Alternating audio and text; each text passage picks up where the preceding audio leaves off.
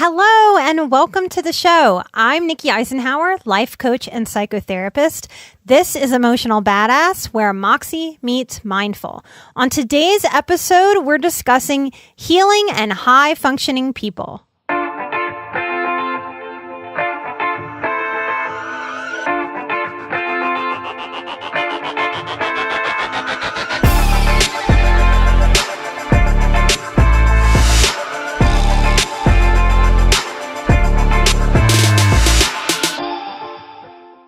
So today I want to talk about healing and high-functioning people. And those are the people that I work with. Why? High-functioning people often seek help, and high-functioning people in particular have a struggle getting help because they're so awesome in other areas of life. Often I work with people who have lots of business or professional success, or they have lots of school success, or they have lots of family success with their children. They've done a much better job with their children than they feel like they sort of received from their parents. So I think as high-functioning people, because we're so smart, because we're so highly sensitive, we often have a lot of success in one or a couple areas, but then we have some other areas where we really are flailing. We don't know what we're doing. And that high-functioning success in this other area really, in a way, screws us over in the getting help department. Our psyches, what's normal is for our psyches to look at that and to say, wow, like I did really well in school. If I did so well in school and I'm so smart, I should be able to figure out this depression stuff on my own. And so it's because of our success, our high functioning in other areas, that can often impede us being able to open up to receiving help in other areas. So I want to talk about universal characteristics that I see. These are generalizations, but I see it in enough of you, and I identify with these myself, that I think they're worth naming. High-functioning people that benefit from healing work, they're often highly observant. They can report an intuitive knowing when something's just not right or something's off. They might not be able to put their finger on it, but they can look back on their lives and know that they've had some element of observing their families, their work families, their church families, their friendships. They sit back and they watch. These are people who on vacation really like sitting on the beach and people watching, right? We like observing. We learn that way. Often high-functioning people and highly sensitive people have a practical intelligence. Practical intelligence is a kind of intelligence that's really hard to define. Like, I think I have a practical intelligence in healing. I really help people do the healing work. If you ask me to describe what that healing work is, it's a little trickier. And I used to question myself when I would get in other professional circles because I don't have the typical, there's normal again, the normal kind of knowledge that I can recall. I've studied, I've passed all the tests, but I can't really tell you the date that a theorist created a theory and it began being worked on. I can't remember dates and names that way, that kind of specific knowledge that I think most of us see as knowing the things, right? In practical intelligence, you might be able to organize a closet really, really well, really efficiently. And if someone comes along and looks at that closet and says, wow, how did you know how to do that? You don't really know how to explain how you know how to do that. You have a practical intelligence. People who can intuitively cook without a recipe. There's a practical intelligence there. And as feelers, I've come to believe that we're feeling out a lot of our world and feeling out a lot of knowing, which is a different way to learn than reading some facts and absorbing the facts and then applying the facts. And with today's show today, just like every show, what I'm trying to do with Emotional Badass and in my work with individuals, I'm trying to help put words to some of these feelings and processes that maybe don't really have finite words and descriptors. That's its own kind of practical intelligence. We can have a killer sense of humor.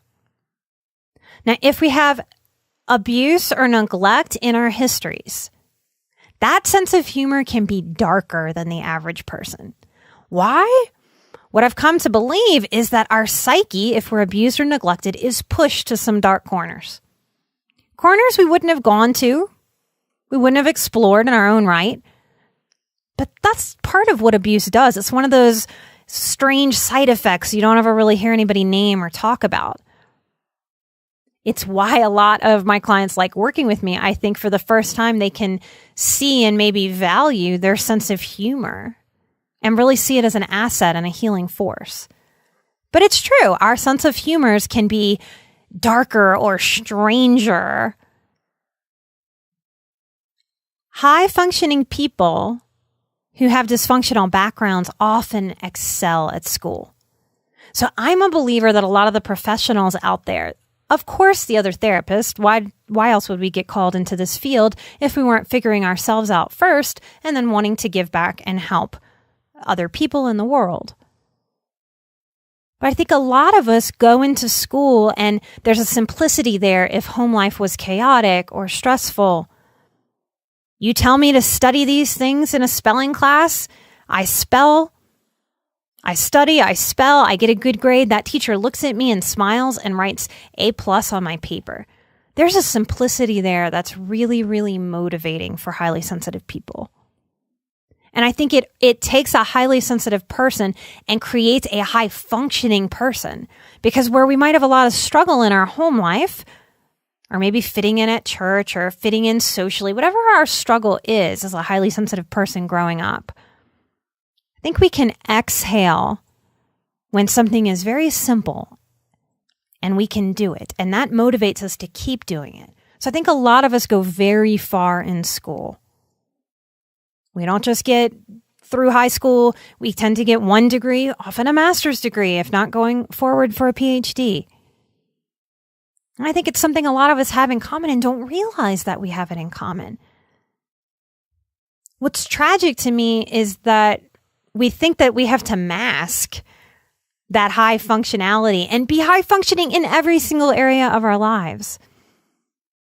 And I'm hoping you can hear that being emotionally badass really means that we can drop those masks. We can be super effective in some areas. And it is more effective in our present and in our future and to heal our past if we can look at those areas where we do need some help and we can effectively allow that help to come in. We tend to be people pleasers. Why? We're highly sensitive. We're highly observant. We do really well in school. Maybe it's as simple as, that first A that I got really pleased that teacher. And I felt some good feelings. I felt uplifted. I felt good job reflected in her eyes to me. I felt good internally at accomplishing something. We like to please people naturally because we can also feel how other people feel if we're highly sensitive and we're empathic. So we get a lot of payoff for helping other people feel good. That's a wonderful, beautiful thing. It only becomes dysfunctional if my people pleasing comes above and beyond taking care of myself. That's where we start to really wear ourselves out and get into some exhaustion, depletion, and allowing energy vampires to take advantage. We tend to have low self-esteem as a tribe. Most of us, what's normal is to grow up hearing our high sensitivity shamed. Other people are very confused by how sensitive we are. And it's similar to everything that's human. It's what fuels racism. It's what fuels sexism. What we don't understand, it's not the greatest part of our humanity, right? But what we don't understand as humans, we tend to be scared of. And when we're scared of something that's human, we make it wrong so that we don't have to touch it or interact with it. And that's what's happened to our sensitivity. If we're also the feelers, we feel other people's discomfort at our sensitivity. If we're also people pleasers, we don't want to make other people feel uncomfortable. So as I go through this, I'm hoping you can see how everything really connects. The other piece, the last topic I'm going to talk about in this, what brings us together, what unites us, what is normal For high functioning, highly sensitive people, it's that love is really confusing. When people work with me in individual session, we look at our thoughts, we look at our behaviors, our emotions, our motivations, and our story. Many of us will redefine what love is in our healing journey. We will repair our low self-esteem. We will learn to be allies for our high sensitivity that has been shamed and demonized over our lives.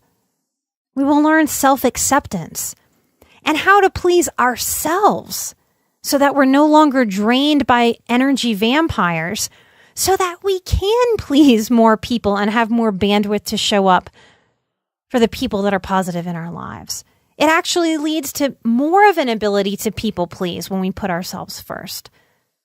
We will make peace with our twisted sense of humors that we have very mixed relationships with, kind of loving in secrecy, but feeling like there's a little bit of something wrong with it. We'll make peace with our sense of humor and how our humor can heal and lighten our load. We learn to embrace the ways that we are practically intelligent and we're talented. We all have gifts, and in healing, we learn how to shed all of our self-doubt and low self-esteem so that we can bring more of our gifts and talents to light for ourselves and for the world. We learn how to honor our highly observant nature without being hypervigilant and exhausting ourselves. And we do this with no syllabus, allowing life to unfold.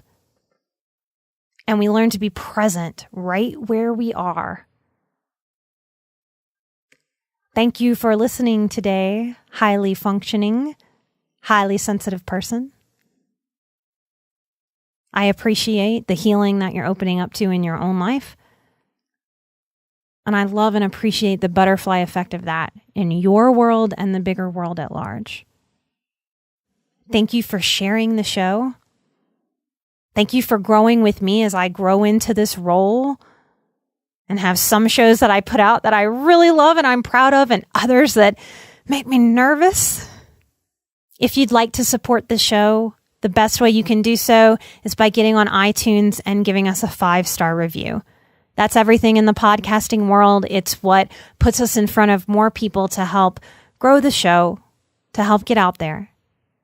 If you have even more help for the show in your heart, or you'd like more from me, please find us at patreon.com/emotionalbadass. We have multiple tiers from $1 to $20. You can support the show at a level that works for your life and how much you want to give. I have big dreams and a lot to keep offering. Thank you for supporting me, an emotional badass. I'm Nikki Eisenhower, life coach and psychotherapist, and this has been Emotional Badass, where Moxie meets mindful. Thank you so much. Bye-bye.